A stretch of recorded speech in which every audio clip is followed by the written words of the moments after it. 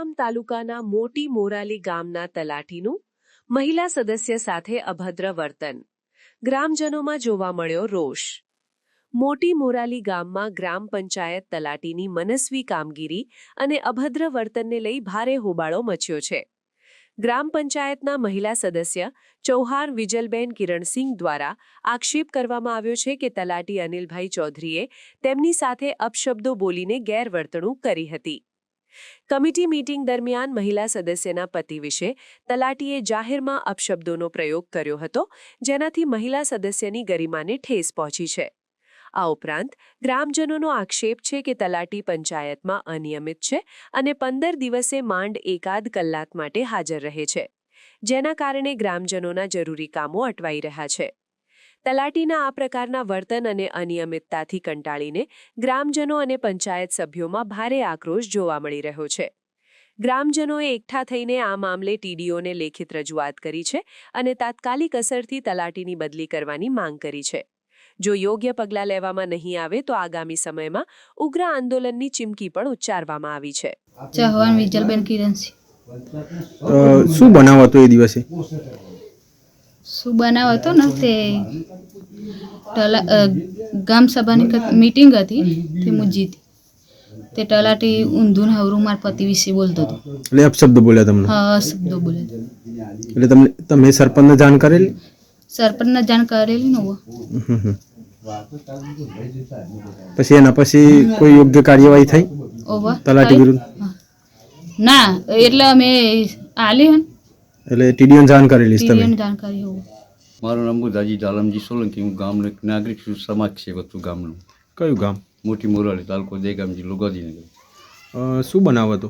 બનાવ બનેલો એવો કે તારીખ 6/1/2026ના રોજ 2 થી 2:30 ગાળામાં સામાન્ય ગામ સભા હતી. એ દરમિયાન હું અચાનક જઈ ચડ્યો હતો અને દરવાજામાં ઊભો રહ્યો હતો. એ દરમિયાન એક કોક ગામનો ભાઈ વ્યક્તિ હતો, એને કિરણભાઈના વિરોધમાં થોડી ચરામણી કરી તલાટી સાહેબને, અનિલભાઈ તલાટી સાહેબને. એ દરમિયાન એક ગુચ્છામાં આવીને એવું બોલ્યા, અસભ્ય વર્તન એવું કર્યું કે હું અત્યારે તમને રૂબરૂ બોલી શકું એવું જ નથી. એટલે જે મહિલાને જે અસભ્ય વર્તન કરવામાં આવ્યું છે, એ મહિલા શું પંચાયતમાં સભ્ય હતા? પહેલાં બીજા વર્ણના સભ્ય છે પંચાયતના, અને મિટિંગમાં જઈને સહી કરવા આવેલા હતા અને એમને રૂબરૂ બહુ વાપર્યું.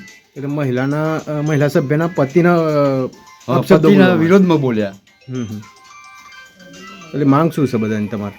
માંગ અમારે આ ડિસમિસ જ થાય, એટલે તલાટીને સસ્પેન્ડ કરવાની. હા, અને વત્તા બીજું કે અનિયમિત આવે છે, 15 દિવસે એક દિવસ આવે છે, તે 1 જ કલાક. એટલે ગામ લોકો કામકાજમાં બહુ ગામના અમુજણ પડે. એટલે બીજા કયા ગામમાં? એ બીજા હરકજીના મુવાડામાં. એટલે હરકજીના મુવાડામાં આવતા હોય કે ના આવતા એમને ખબર નહીં, પણ અમારા ત્યાં તો 15 દિવસમાં 1 જ દિવસ આવે છે. કોઈ દાડો ફાઇનલ નક્કી નહીં કે આ દિવસ આવવાનું. અચાનક આવી જાય હોતના 5 વાગે, 1 કલાક રહીને જતું રહેવાનું.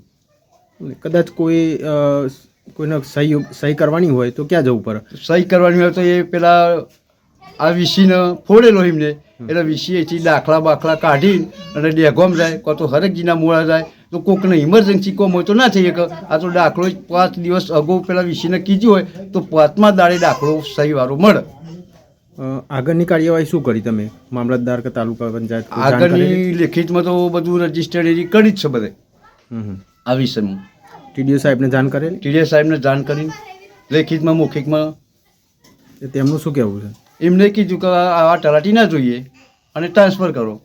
સમાચારની અવનવી અપડેટ જોતા રહો નિખરતા ગુજરાત ન્યૂઝ સાથે. નિખરતા ગુજરાત ન્યૂઝને લાઇક, શેર, સબસ્ક્રાઇબ કરો અને બેલ આઇકન દબાવીને સમાચારની ઝડપી માહિતી મેળવો.